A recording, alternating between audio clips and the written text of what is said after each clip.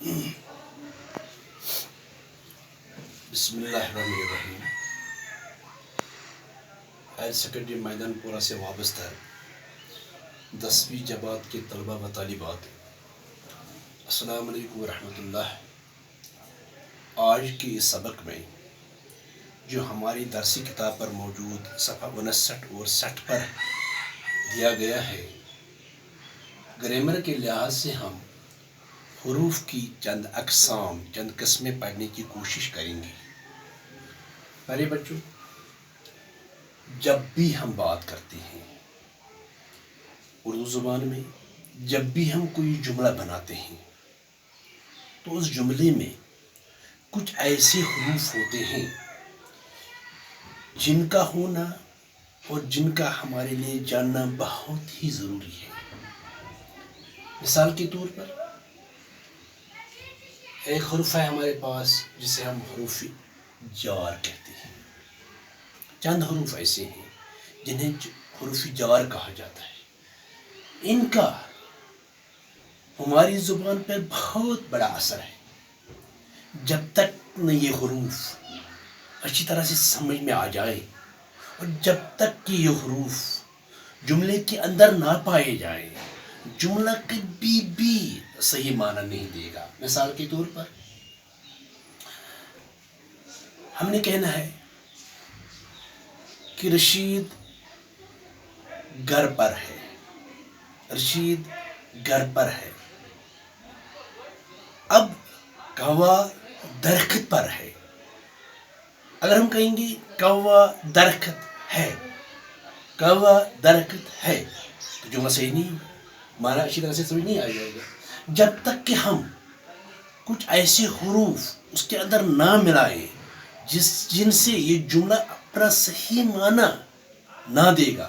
جیسے ہم کہیں گے کوا درخت پر ہے، کوا درخت پر ہے.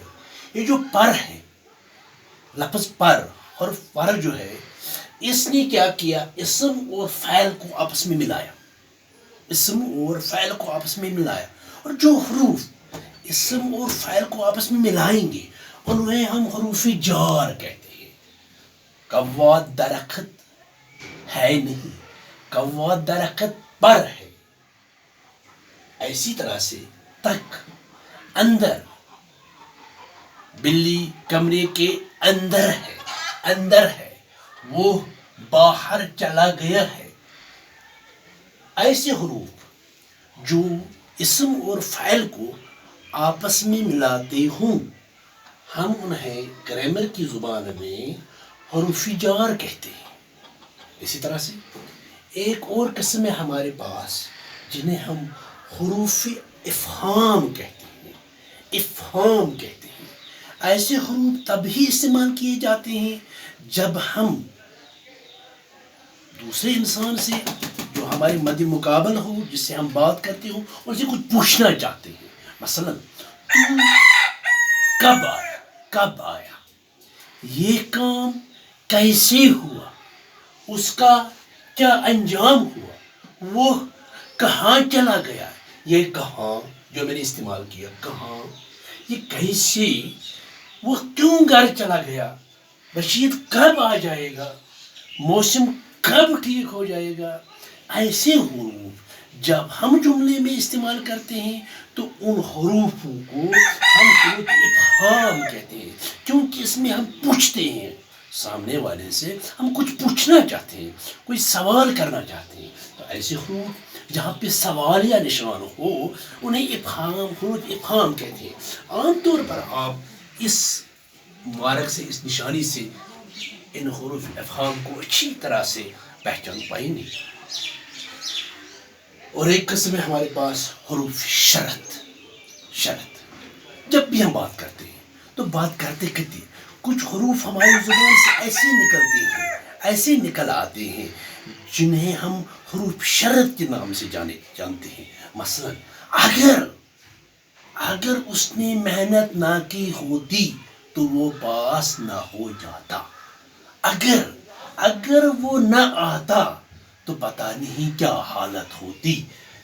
اس طرح سے جب تو آئے گا تب مجھے ملنا. جب ایسے جو ہی اس نے دروازہ کھولا تو ایک آواز آ گئی. یہ لفظ جب اگر ایسے الفاظ جب ہم جملے میں استعمال کرتے ہیں تو ان الحروف کو ہم حروف شرط کہتے ہیں. ٹھیک ہے. اور ایک قسم ہے ہمارے پاس حروفوں کی جنہیں ہم حروف تحسین کہتے ہیں. تحسین مانے شاباشی کرنا, مرحبا دینا. بیٹے جب بھی ہم بات کرتے ہیں تو کچھ حروف ہم ایسے نکالتے ہیں جس میں شاباشی کی ذکر آتی ہے.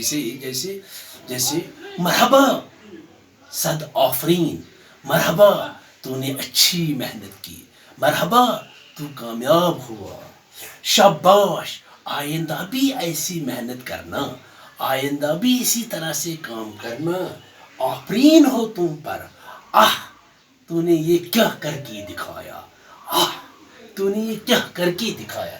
تو بیٹے یہ لفظ یا آفرین یا شاباش یا مرحبا ایسے حروف جن میں شاباشی کی ندا آ جائے تو ہم انہیں حروف تحسین کے نام سے اردو زبان میں جانتے ہیں.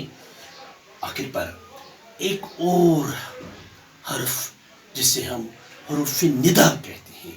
بیٹے ندا کہتے ہیں پکار کو, ندا کہتے ہیں بلانے کو.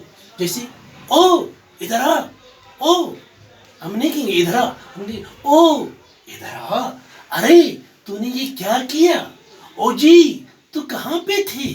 ایسے حروف جو پکارنے کے لیے ہم استعمال کرتے ہیں. ہیلو جیسے انگریزی میں ہم کہتے ہیں ہیلو, اردو میں کہتے ہیں او, ارے, او جی.